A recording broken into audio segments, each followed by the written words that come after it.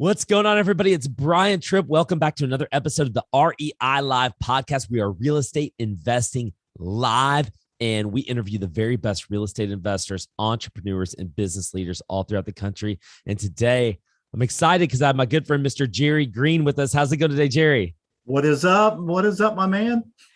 I love talking to you because you give it to us straight, which I love that. No fluff. And which we're going to dig right on in because we don't have a ton of time. And Jerry operates a wholesale business as a true business. And there aren't a ton of those out there. There, in my estimation, I've found less than about 20 of these true operations that are really running without somebody being in the business 24/7. And that's what I think we all aspire to. If we're going to run a real estate business, we need to run it like a true business. So Jerry, knowing a little bit about your background, a little bit about your story, how you've been in real estate, you lost it all, and then you kind of came back strong.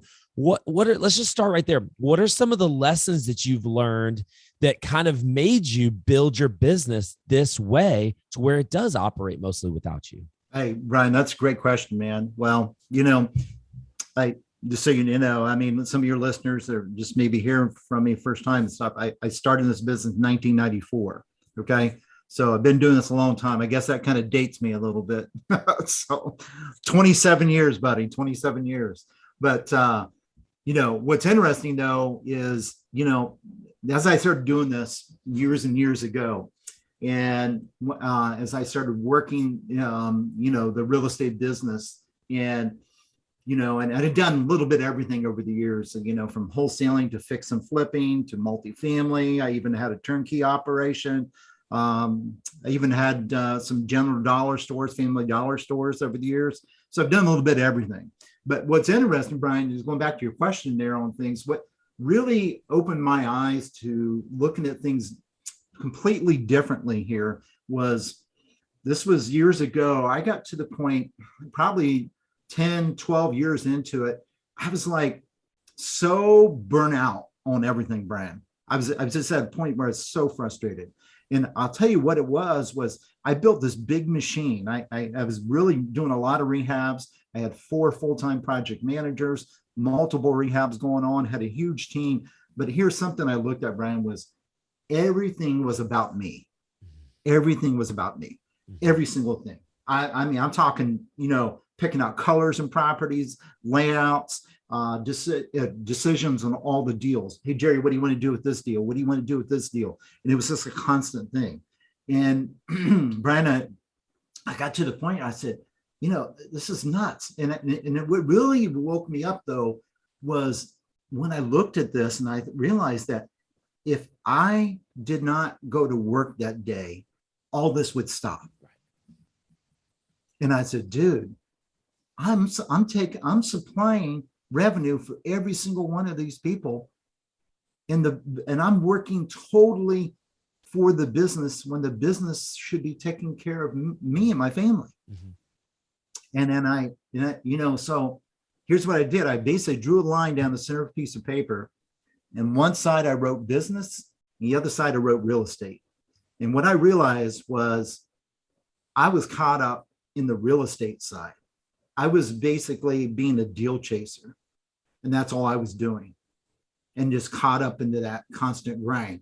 And on the other side of the paper was running a business. And I started looking at it, I think, wait a minute, if I start looking at this as a business and run it the right way, why build out processes, have an overall operating system, put in people, create the proper boxes to create the proper accountability, and then look at and say, pulling away from the constant grinding, focusing on the business. Then I realized something that most investors never look at, and that is, let's create a business and just look at real estate as nothing more than a product. Mm. And then and I don't care if you're wholesaling, fix and flipping, wholesaling, buying and hold, doesn't matter to me. Well, Jerry, it's interesting to me that you say that, you hear a lot of other folks that have been in the game for a long time. You hear them say these things about building a business versus just kind of owning a job, which is, that's what Rich Dad Poor Dad, that's what Robert Kiyosaki called it in the cash flow quadrant. You employee, you have a job, self-employed person, you own a job, versus the business owner who is running a set of systems and processes. If you talk to the person who might be dabbling in real estate today, maybe you've done a few deals, but they still are holding on to their full-time job. That person typically tells me, Jerry, that, my dream is to one day be able to quit my job so that I could have a job in real estate. But Yeah, it does lead to burnout. It's hard to maybe dude. talk Yeah, to that for a second, to the person who believes that, because I was there where I'd rather be working for myself than working absolutely, for man. someone else. So is that the first step, or can Well, we? Yeah, go ahead. no, that's a great question. You know what's funny, Brian, is I get asked one of the questions I get asked a lot is, Jerry, if you could go back and to your younger self when you first started the business, what would you do different? Kind of starting back at that time. And here's something I always tell everybody. I said, day one, I would start treating this as a business. Day one. Okay. Because here's what I think about, Brian. Think about this. Let's just say we're in the business of cell phones. If we're in the business of cell phones, we're going to start really treating that as a business day one and figuring out how to sell as much product, move as much product as possible. But for some reason in the real estate space, we think we want to get more personal about it. Mm-hmm. And we just want to connect more with the properties or be involved, fall in love with them and stuff like that. And Brian, I'm telling you, man, from experience, is the sooner you can create a business model out of this. And that's why I tell people, that's what I would have done day one, start thinking of, I want to learn the strategies and learn how to do the things. But at the same time, I would have started implementing things right away, right out of the gate. Okay. And something I call the 4 pillars to real estate investing and building it as a business. And in fact, Brian, what I'll do is, if you'd like, I have basically a PDF of that, and I can share a link for you and all your listeners and Sure. just give that to them as a gift. Yeah, no, we'd love to see that. And definitely, well, what can you go ahead and give that to us? Yeah, absolutely. Just a quick summary of that, okay, is basically it's going to be, there's 4 components to that. Well, the link. Can you go ahead and give us the link? Oh, yeah, absolutely. I'll tell you what I'll do. I don't know if I have that in front of me. You look that up. I'm going to talk. So, guys, we did an interview with Jerry about 2 years ago where we actually, Jerry, I know you don't remember this because I do, because I remember talking to you, and I love talking to you. Jerry actually went through and went into deep detail on those 4 pillars. And I don't know that you gave us a download 2 years ago. So I definitely want you, if you can find that link, I'd love to have that. Yeah, but absolutely. Jerry went into detail, guys. If you want to watch that video or see that, I'll include that link in the description below. Highly recommend you go and watch and listen to what Jerry has to say about these 4 pillars, especially if you're kind of in that position where you're kind of stuck. Where you've either started the business and you don't know how to not be in the business all the time, or if you're starting and you want to kind of learn that stuff. Do we have that link?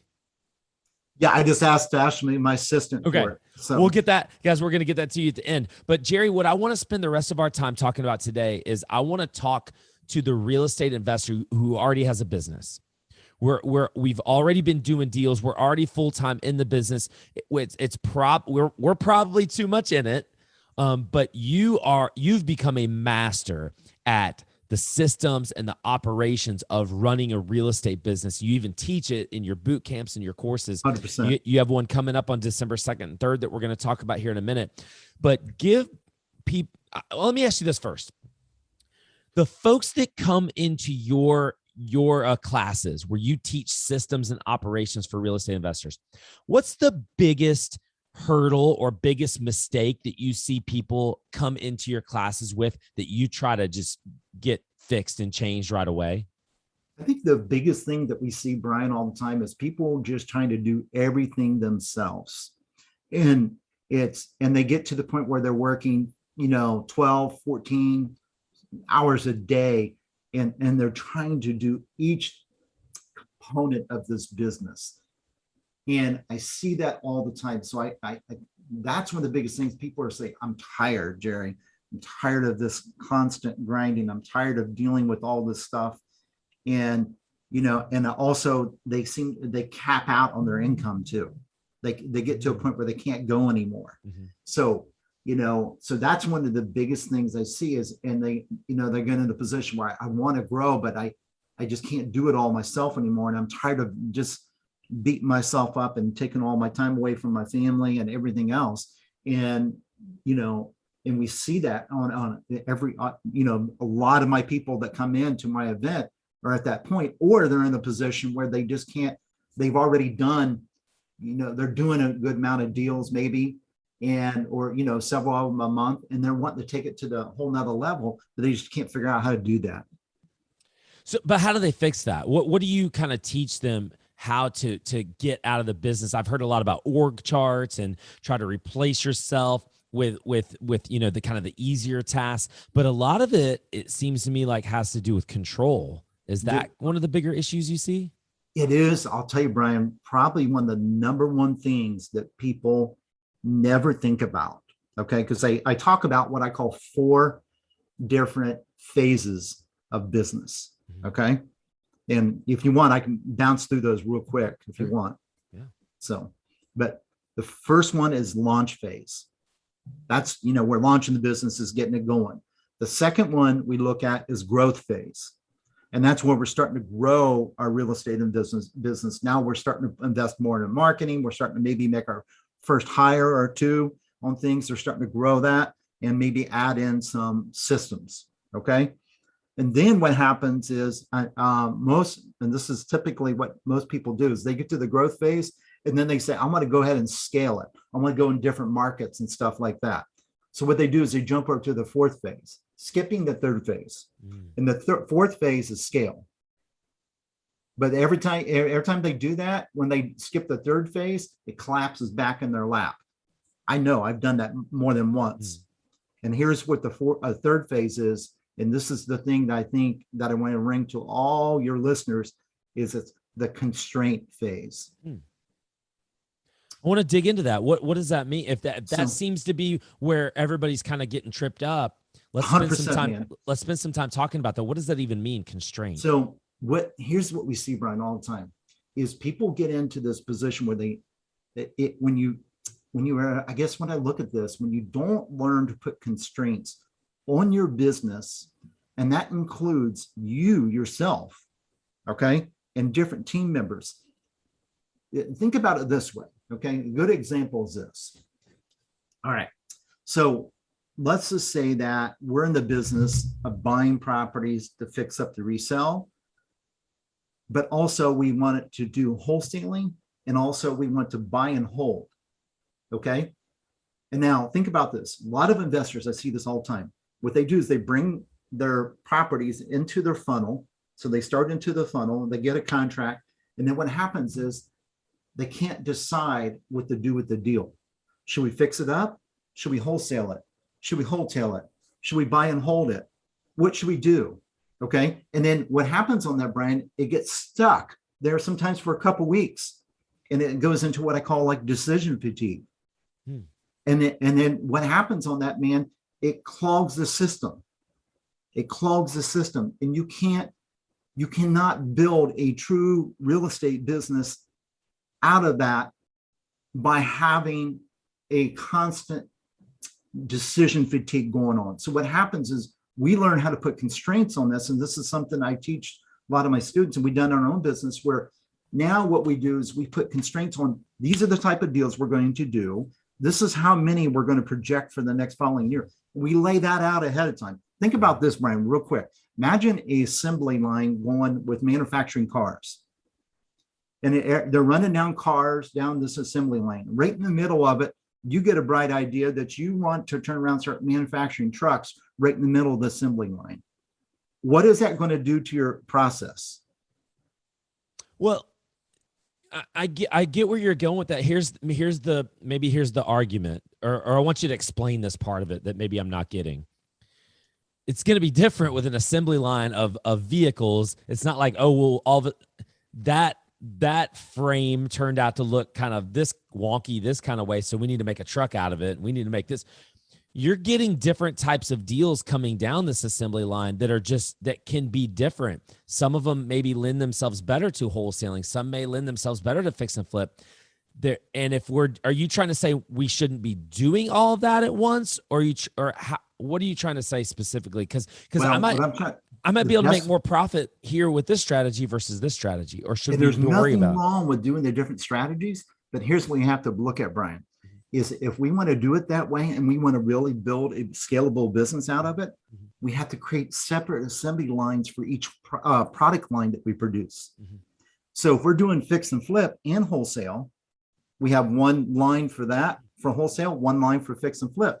Then what we do is now we put constraints on that. And Brian, then it goes to the point of like, okay, this is a minimum margin per deal that we're going to expect.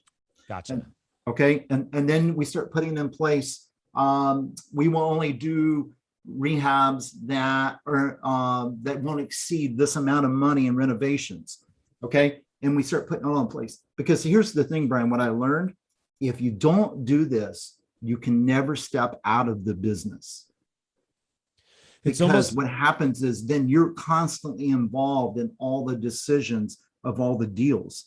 When you start putting these constraints in place, it allows you to have a true operating system that you can hand off to other people. It's like clear parameters where 100%, dude. Like if this, then this types 100%. Of things. Is that what you're saying? So it's game changing, Brian. I'm telling you, brother, on this, it changes the game. Put it this way, it's allowed me to the point now where I only spend an average of about 3 hours a week in my real estate business. And we're doing an upwards of around 20 deals a month. I think a lot of people that just heard that want that for sure. So Jerry, just to kind of, I want to try to put a bow on this. I want to make sure I'm understanding you correctly. Most people are probably doing some form of marketing. The marketing is getting them deal flow.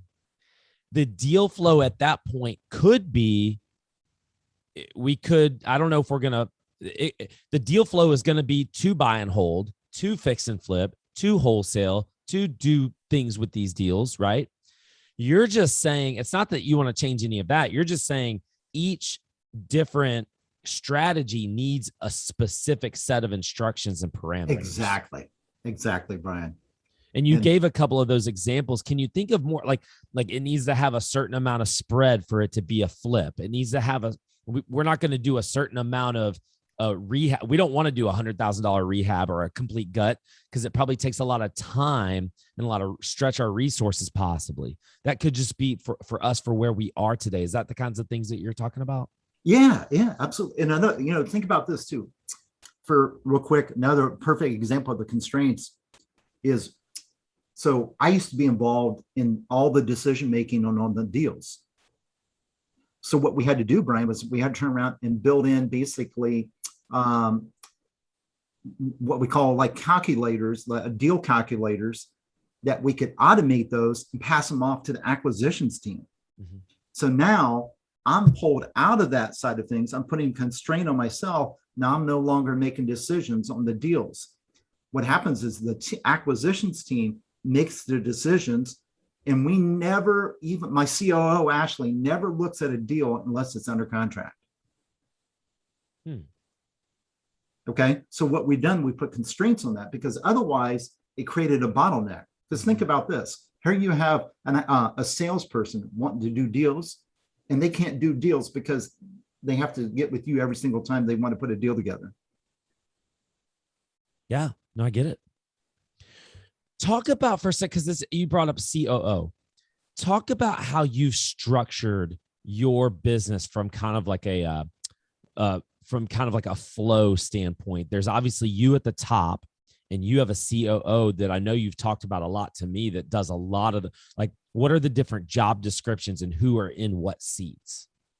Yeah, absolutely. So Brian, what we look at is obviously I'm in CEO position, and my whole responsibility really is to bring the vision to the team and support the people and provide the money.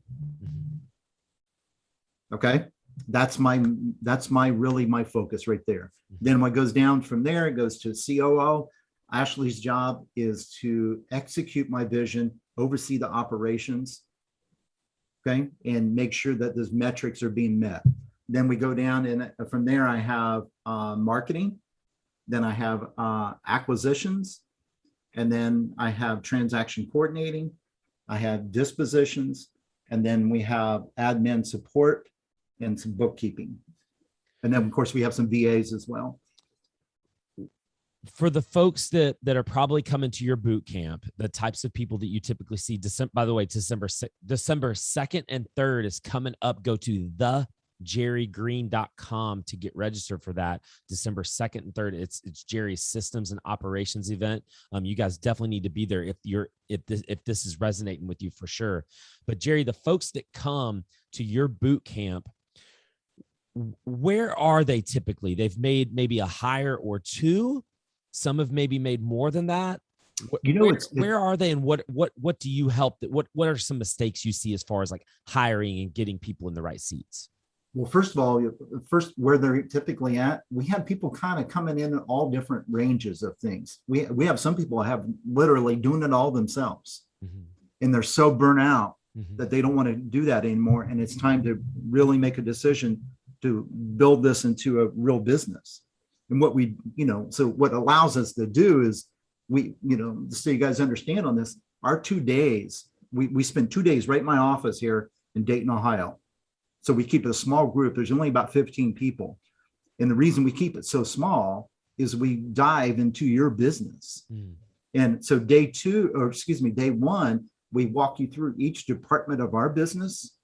And not only it's myself and Ashley, but also each department comes over, because I have an in-house event space. Each of them come over and talk about each area. So you get to near our business in each area. Then you just take our operating systems, everything we've done, and you take that and you can run with it. Then on day two, Brian, what we do, this is what makes it so unique, and nobody does this except for us that I know of, is that what we do is we take each person's company and then we strip it down and then create a new roadmap for you, and then create a to-do list you have to sign off on.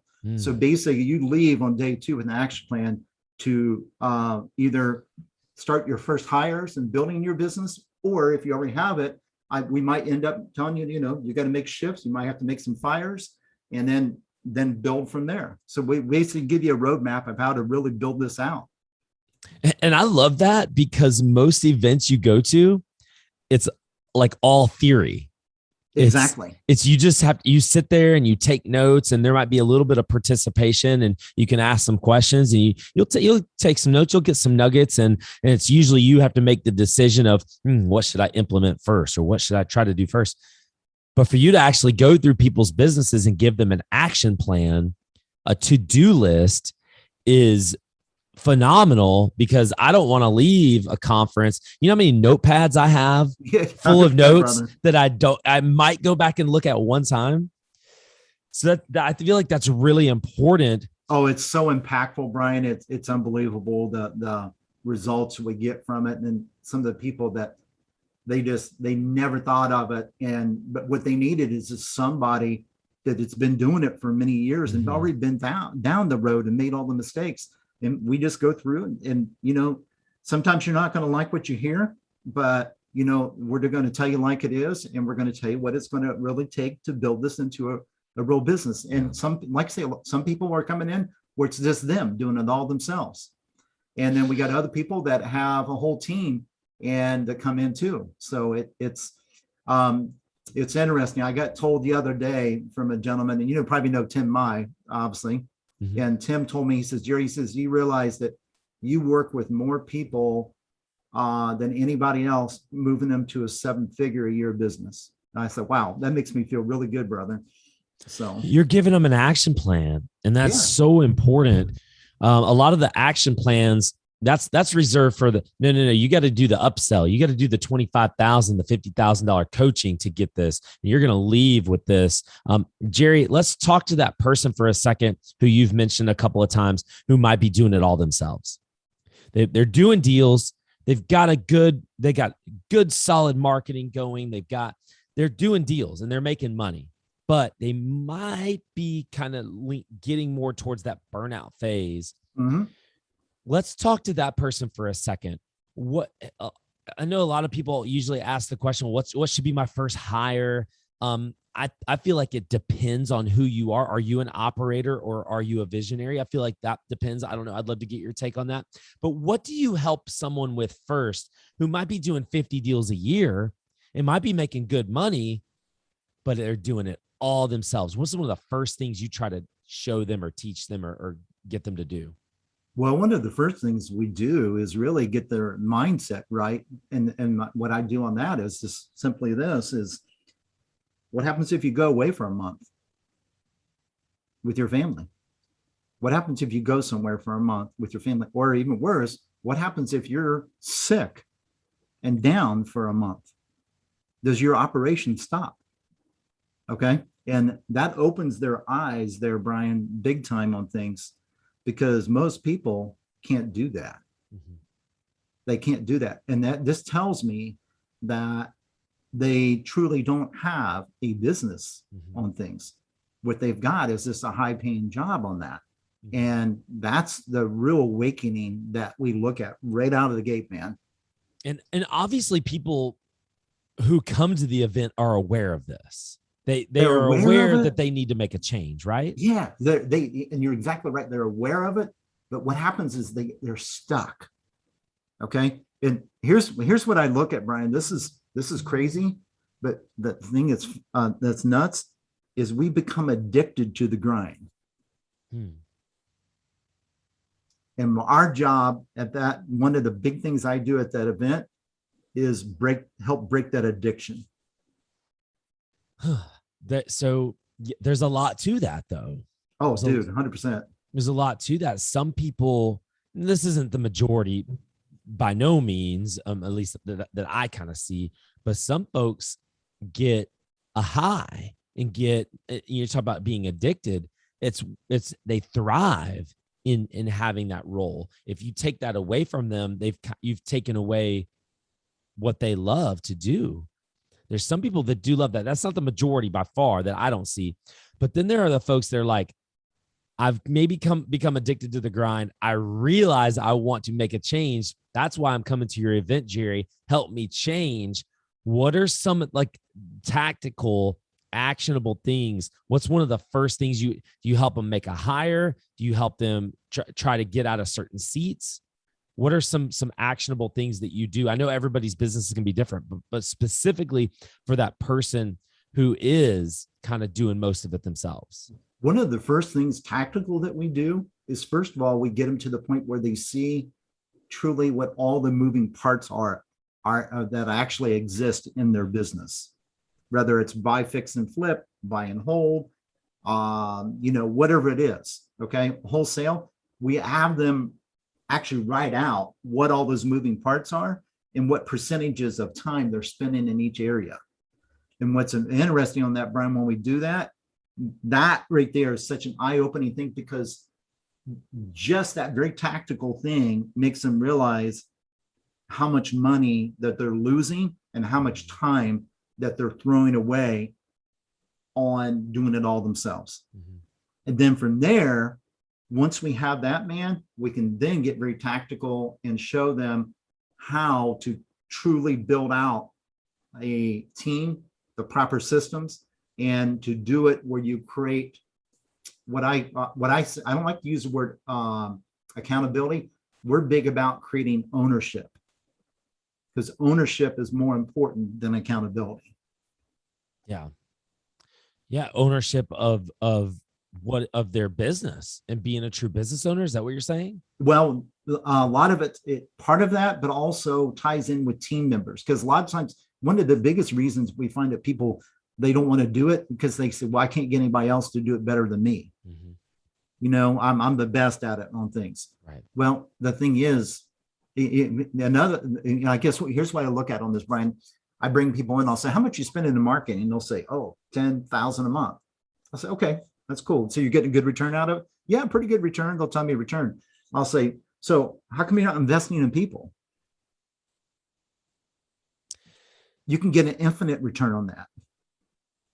That becomes tricky. And we got about 10 minutes to go. And I'd love to, this could be a whole podcast on its own, but you're sitting here talking about people and making that first hire or hiring period, when maybe let's talk to that person who I do want to be in control. I am in control. No one can do it better than me. I'm the best. So I've got that going against me. And then number two, I've tried to make a couple of hires here and there, Jerry, and it doesn't work. It's not for me. I'd rather just kind of keep this thing in my own little bubble. What do you say to that person? I just tell them, well, first of all, I tell them that you are holding yourself back, and you are robbing from yourself and your family by doing that. But Jerry, I've got this, I got this little business. I'm making a couple $100,000 a year. I've got this little thing going. I think I'm okay. And the first thing I challenge them on, I say, guys, it's not a business. It's not a business. The thing is what's funny on this, Brian, is when I find it, once I dig in on things, here's the number one thing that I think that I see is inconsistency. I was literally just about to say that. Okay. Is what happens is they ride this roller coaster. Mm-hmm. So marketing goes out. Oh, I got some deals coming in, marketing waivers. I get rehabs going, then deal production waivers, and they cannot create consistency. Okay. I'll never forget this, Brian. Okay. I worked with a mentor years ago. It was another business. He built a business up to about 350 million a year in revenue. He sold the company. He says, let me tell you something, Jerry. He says, you ever think about the sound of a business? I said, what do you mean by that? He says, how does a business sound? He says, a business, most people that think they have a business, their business sounds like this. Boom, boom, boom, boom, boom, boom, boom, boom, boom, boom, boom, boom, boom, boom, boom. He says, a very well-oiled business that has the proper processes, proper people in place, rather, it doesn't matter the size of it. He says, it creates consistency, and it should sound like this, boom, boom, boom. And that's exactly what we do within our business on a daily basis, brother. And that right there changes the game. So guys, if you're listening to this, you're watching this, and you lack consistency in your business, are you the only one in your business? Maybe you've got another person or two. I cannot think of someone from an integrity standpoint and from a tactical standpoint better equipped to help you get to that next level than Jerry Green. Known him personally for a few years now, and Jerry's always been a class act. Some of the best investors I know have actually been to his boot camp. Guys, go to thejerrygreen.com. I'm going to put that link in the description. It's December 2nd, 3rd is the Systems and Operations event. Jerry, what else did I leave out? Bro, I think that's the main things there, man. I think I just want to share with people and help them out some. I'll still share with you. I still got to get you that. I'll get you that 4 pillars link too. Guys, Jerry will get me that link. I'm going to put that in the description as well. Okay. When I get let's that. just do that. Yeah. And then everybody can have that for free. But, I think we're down to about 4 or 5 seats left for the December event. Someone like that. We keep it small. Love to have you guys in. And then if they have any questions too, Brian, they can reach out to me, hit me up on Facebook. Okay. This is Jerry Green, and I'm located in Ohio, Germantown, Ohio, and be glad to help them out, man. And I have a big passion towards this because I know what it's like to get caught up into that. And, there's, to me, I can tell you this, it's changed my life, and not only business wise, financially wise, but also personal wise. to get out of that craziness and really build a true business here that can grow. And then, the cool thing, Brian, what happens then, you then become the person that focuses on helping your team become stronger instead of just focusing on you all the time. Yeah, for sure. Guys, go to thejerrygreen.com, get registered for that event, or at least check out what he's got going on. He does a lot of different stuff. There's a lot of free videos on there too, man. Okay. Lots of free resources on his website. Good. So go check that out. Jerry, thank you so much for You're coming welcome. back on the show. We appreciate you. And we're going to see you soon. Guys, we're going to see you soon as well. Make sure you're subscribed. Make sure you like this video and get subscribed to our podcast. We love you. We're going to see you next time.